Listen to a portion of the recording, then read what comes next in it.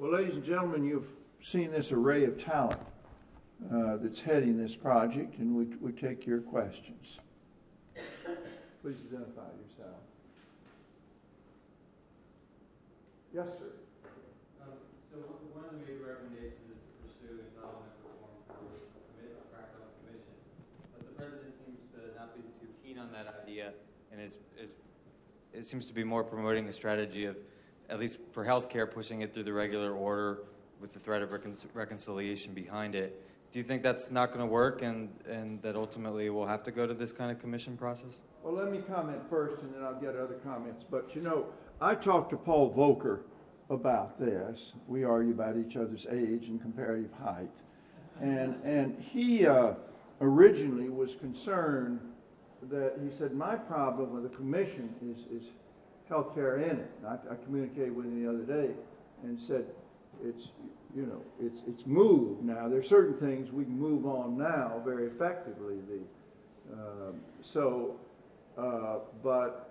that's part of the answer, but I think we still feel that you can only come to grips with this in a reform measure outside of government. It's not anything that's wrong with the Congress, but they've got to look after the special interest rather than the common interest. And you've got to have this way to face such an overwhelming thing, but the timing of it has got to be key. And as I said, you've got 2 years. You send the message to the markets, and that will be reassuring.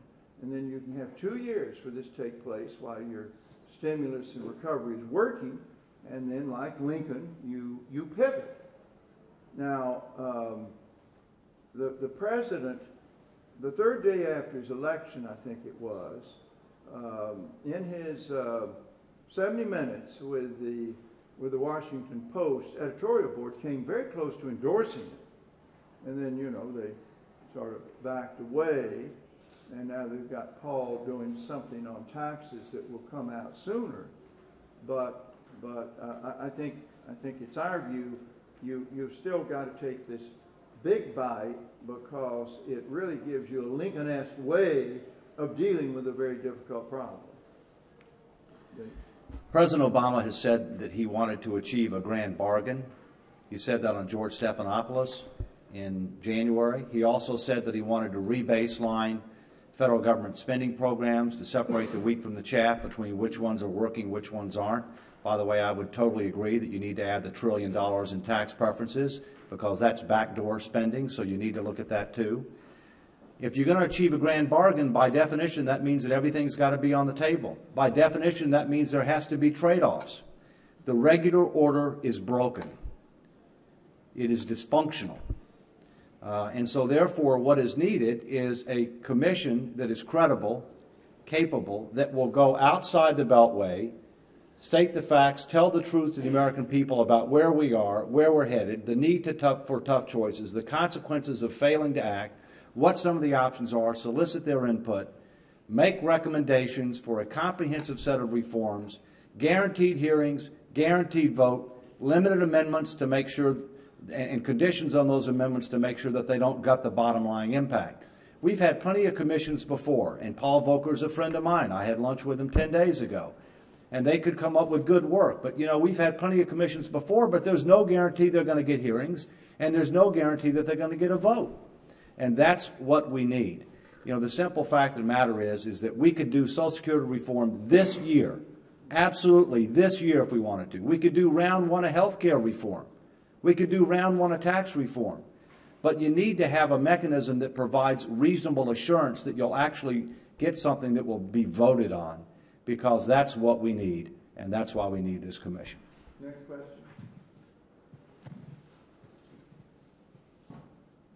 We've got a meet group. Yes, sir. My name is Joe Smith. I'm from Truckee, California.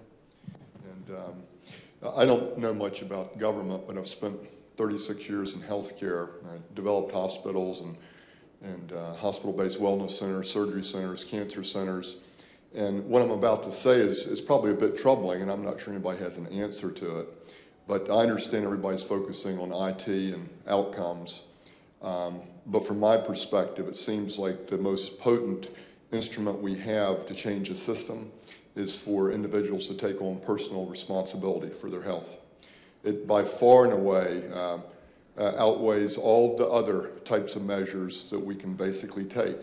And if we look at the instance of chronic disease today, particularly the ones that are the big ticket items, that about 90% of that's related to the choices people make in terms of how they decide to live, whether it happens to be their diet, exercise, etc. So I guess my question is how do we, on a grassroots basis, get people to take on personal responsibility for their life? Because if you look at this tsunami that we're facing in terms of the Medicare and Medicaid, it would seem to me that unless there's some consequences and actually incentives attached to the choices people make, and that would be being able to maintain, being normotensive in terms of their blood pressure, obesity standards, and I know all of this is probably very uncomfortable for a lot of people, but I just don't see how we're going to be able to overcome this problem unless there's some type of incentive for individuals to be actually either reimbursed or compensated or have health care premiums reduced as a result of the personal choices they make in terms of how they live. Thank you. Let me just say I'm fairly slim, but what you said applies to everything we're talking about. Personal finances and everything else. I think the President's tried to emphasize this. And we went through the Depression and the Greatest Generation, and people learned personal responsibility. And I like to think that these hard times are going to make a better America. No one's going to go first. I think you find that we very much agree with the points you make. One of the things we hope that we will be able to do is call on individuals to accept the responsibility for what they can do, and there is so much they can do. In the healthcare area, you cite incentives, and there certainly can be incentives offered in many areas.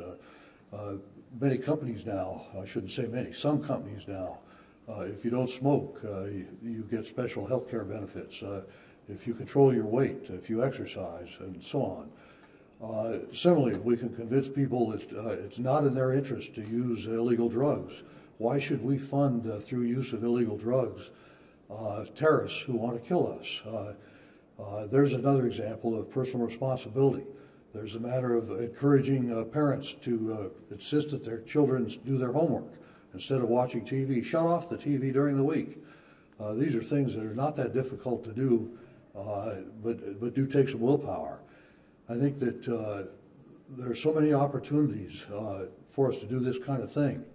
I'll cite one example of the education area, and it's something that frankly violates my principles a bit as far as education goes, but it works, and it's comparable to what could be done in the healthcare area.